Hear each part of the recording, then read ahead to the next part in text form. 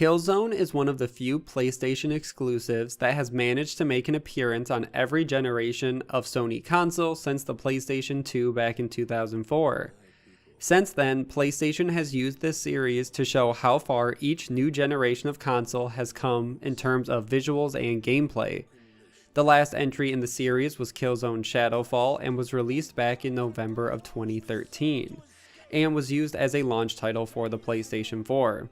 The game itself was received mixed to well in terms of reviewers, and for fans of the series it was more of what they wanted but didn't do anything new to the genre or really set it apart from past games.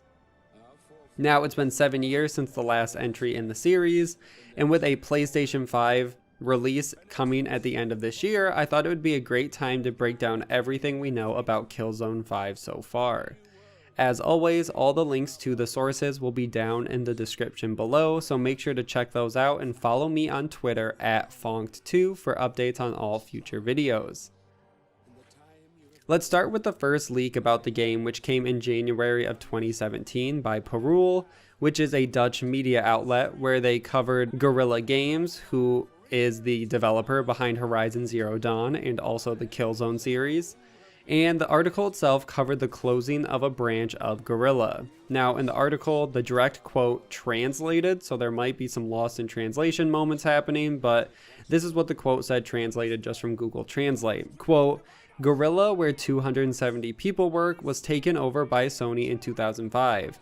It is now working on, among other things, a new Killzone, and the final touches have been made to the promising Horizon Zero Dawn. Now this article was written 1 month before Horizon Zero Dawn was released, but it wouldn't be completely out of the question for Guerrilla Games to already be working on a follow-up to Killzone. And also it makes sense why Perul might know this. If they are a Dutch media outlet, it could be possible that they have ties to Guerrilla Games and maybe have some inside sources in terms of what they're reporting on just because of how close they are in proximity. Also, because Guerrilla is owned by Sony, it makes sense they would start working on a Killzone after they were finished with Horizon to start pushing and getting ready for the next console generation. Now, there are some conspiracy theorists out there who are tying this to a Reddit post as well, made by Alpha Fox Warfare.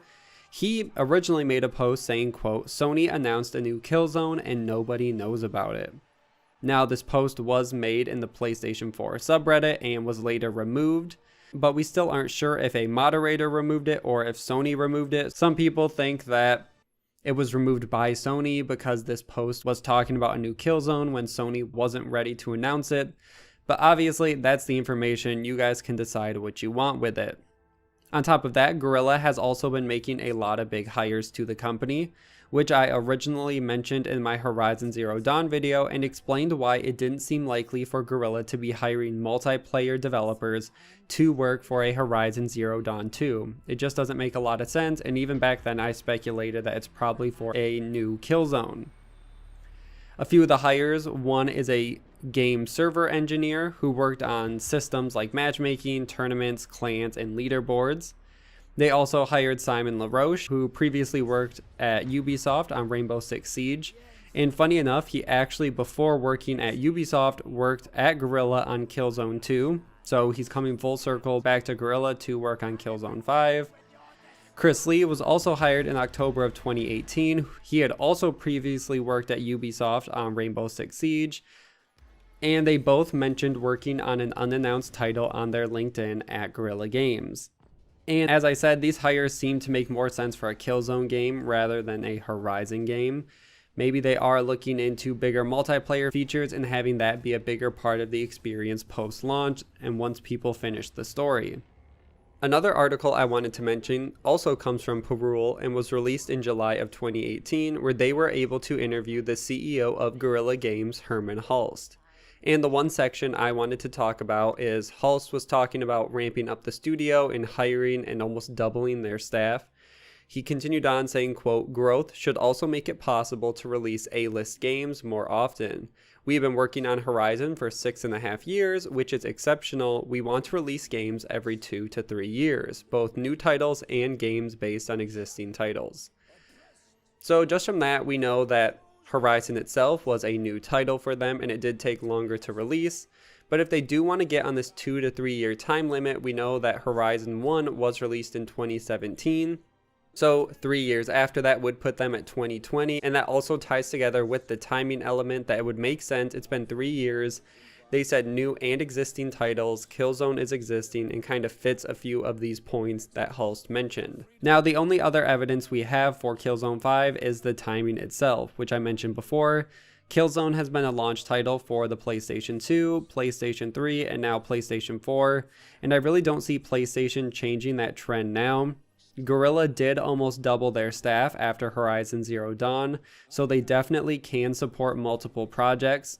I also don't think that they knew Horizon would be such the big hit it was, so it makes sense as to why they started working on Killzone 5 instead of just going directly into a Horizon Zero Dawn sequel, probably because Sony knew Killzone's consistent, but Horizon was a big blow up that no one expected.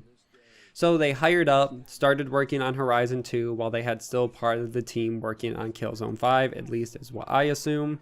So I would say Killzone 5 should be almost finished and will be released sometime this fall, and Guerrilla still should have made very good progress through Horizon 2. It's really exciting. I would look for the first trailer probably when they finally show off more of the PlayStation 5 and expect it at an event like that. And for the most part, that's everything we know about Killzone 5. If more information comes out about the game, I will definitely cover it before the game actually releases. Make sure to like and share this video, subscribe for weekly gaming news, and I will see you guys in the next one.